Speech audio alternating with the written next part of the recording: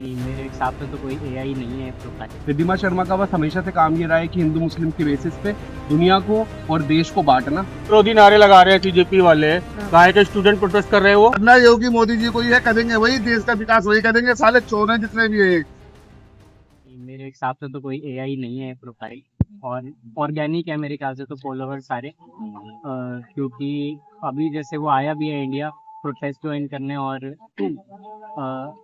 सबसे बड़ी बात कि ये नीट मुद्दा था जिसके ऊपर ये पार्टी पूरी बनी है जिस वजह से।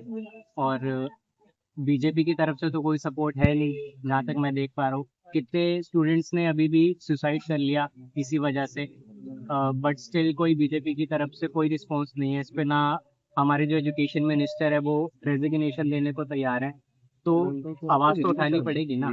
तो जेनजीज के लिए अगर एक पार्टी बनी है तो मेरे हिसाब से तो बहुत अच्छा है कि एक पार्टी बनी है और अच्छा, जेनजीज नीट अपनी आवाज़ नीट उठा पा पेपर रहे हैं। लीक के लिए आप बात कर रहे हैं कि वो क्या क्या कर रहे हैं बेसिकली नीट पेपर लीक? हम रेजिग्नेशन मांग रहे हैं और एक अच्छा सिस्टम ही बनाना चाहते हैं कि ताकि आगे कुछ ऐसा ना हो। क्योंकि ये एक बारी नहीं है, कॉन्स्टेंटली बहुत बारी हो गया कि बारी बारी पेपर लीक हो रहे हैं। तो सीधी सी बात है कि कोई सिस्टम में फॉल्ट है तभी ये हो रहा है, और इस पे पूरी जांच होती नहीं है। अच्छा, अभिजीत दीप के आपको क्या लगता है, निष्पक्ष है, किसी पार्टी को सपोर्ट नहीं करते या फिर अपनी अलग पार्टी बनाना चाहते हैं? मेरे हिसाब से तो अपनी एक अलग पार्टी बेसिकली, जो मेरे ख्याल से जो जेनजीज को लेकिन रिप्रेजेंट कर पास रही में है। उनके ऊपर आरोप लगे कि वो आम आदमी पार्टी के हित में थे। अब इतना तो मेरे को डिटेल्स में नहीं पता इनका, बट मैं अभी जो करंट सिचुएशन है उसके हिसाब से बता रहा हूँ कि मेरे हिसाब से वो अच्छा कर रहे हैं कि अगर जेनजीज के लिए वो है। आप ही बताइए। ऑल्सो बड़े पैमाने पे अगर देखा जाए, it's not about any particular party. मेरा ये मानना है कि अगर आप देश चला रहे हो तो देश चलाने के लिए जो एक बेसिक फॉर्मुलेशन होनी चाहिए किसी भी कॉन्स्टिट्यूशन में, किसी भी पार्टी की, वो होती है कि you are for the people and by the people, right. Specially अगर हम नीट पेपर की बात कर रहे हैं और अगर हम देखें कि एक एक ऐसा पेपर जो साल में एक बार ही होता है, अगर वो लीक हो रहा है, there has to be some sort of mole in the system. As a government, जब लाखों बच्चे उस पेपर को दे रहे हैं, as a government you should be responsible to find that mole. But अगर आप वो मोल ही नहीं ढूंढ पा रहे हो and you are just ignoring the system, also मैं ये कहना चाहूंगा, not just you but other media channels इस बात को इतनी बड़ी तवज्जो दे ही नहीं रहे हैं। बच्चों का पूरा साल वेस्ट हुआ है, उनकी मेहनत वेस्ट हुई है, उनके पैसे वेस्ट हुए हैं eventually. And if as a government, as a education minister, आप उसकी रिस्पॉन्सिबिलिटी ही नहीं ले सकते हो, then what sort of education minister आ रही हो। तो मैं तो पूरे सपोर्ट में हूँ कॉकरोच जनता पार्टी के। अच्छा, रिद्धिमा शर्मा ने जो आरोप लगाए थे, कुछ बहुत सारा उल्टा सीधा बोला था। उनका काम है सिर्फ प्रोपागेंडा फैलाना। वो बेसिकली एक लाइक सो अदर पीपल, वो एक एजेंट है बीजेपी पार्टी की, जो मुझे लगता है। उनका काम एजुकेशन से रिलेटेड कुछ नहीं है, उनका काम सिर्फ हिंदू मुस्लिम फैलाना है। जहाँ भी एजुकेशन की बात आती है, अगर मैंने उनकी बहुत सारी रील्स देखी हैं जो ओमान में जाकर, उन ओमान से हैं, वो ओमान में इंटीरियर डिजाइनर थी, मुस्लिम देश में ही इंटीरियर डिजाइनर थी, एंड वो मुस्लिम के खिलाफ ही बोल रही है। So I don't understand, I don't find a dedicated reason कि उनको डिफेंड, मतलब वो अगेंस्ट है कॉकरोच जनता पार्टी के। I don't find a dedicated reason for that. Riddhima Sharma का बस हमेशा से काम ये रहा है कि हिंदू मुस्लिम के बेसिस पे दुनिया को और देश को बांटना।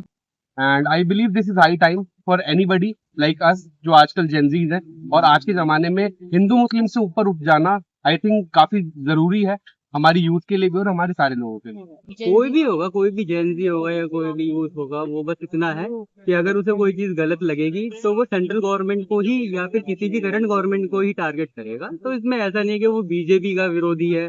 अगर बीजेपी की जगह कांग्रेस होती तो शायद वो कांग्रेस को भी करते, लेकिन अभी बीजेपी की को है, तो इसलिए आपको लग रहा है, किसी भी देखने वाले को लग रहा है कि वो बीजेपी को टारगेट क्यों कर रहे हैं। तो किसे करे फिर, वो मायावती को करेगी क्या? विरोधी नारे लगा रहे हैं बीजेपी वाले, काहे के स्टूडेंट प्रोटेस्ट कर रहे हैं वो। किस बात का प्रोटेस्ट कर रहे हैं? आरएसएस का उससे क्या लेना देना, बीजेपी का उससे क्या लेना देना प्रोटेस्ट से?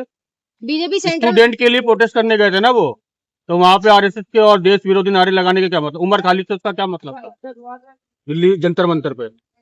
नीट पेपर लीक का मुद्दा उठा रहे हाँ वो ठीक है, जेन्युइन है, आप उसके लिए बोलो ना। आप स्टूडेंट के साथ जाओ, वहां 40 साल के बंदे बैठे, वो स्टूडेंट है नीट के। आप एक चीज बताओ, एक्टिविस्ट गए हुए 40-40 साल के, वो स्टूडेंट थे। स्टूडेंट होते हैं 22 से 28 साल के बीच के, जो नीट का एग्जाम देने वाले हैं। वहां तो कोई ऐसा बंदा था नहीं, सब 40 साल से अबव के थे। वो कौन से नीट के पेपर देने जा रहे हैं? वो तो ना गार्जियन है ना एडल्ट है। वॉइस ऑफ यूथ बोलते हैं सीजेपी को, कांग्रेस जनता पार्टी को, इसमें क्या कहेंगे? फ्रॉड है सारे के सारे। तक स्पॉन्सर्ड है। मेरा यही मैं तो सहमत हूँ भाई। सहमत हो? हाँ मैं सहमत कुछ हूँ। कहोगे नहीं इसके बारे में? नहीं गलत तो गलत है, ये अभी तक कोई पार्टी नहीं थी, अब ये कहाँ से आ गई सीजेपी। ये इनको देख करके जलन ईर्ष्या रखना अपने मन में, वो रखना। और ये केजरीवाल को जैसे यहाँ से निकाल उखाड़ फेंका जड़ से, तो नई नई पार्टियां जब से बननी चालू हो गई। कांग्रेस पार्टी क्या मतलब, तभी ये जल्दी में उभर के आई है। और ये और मसल भी दिए जा रहे हैं, हीट आउट होता है।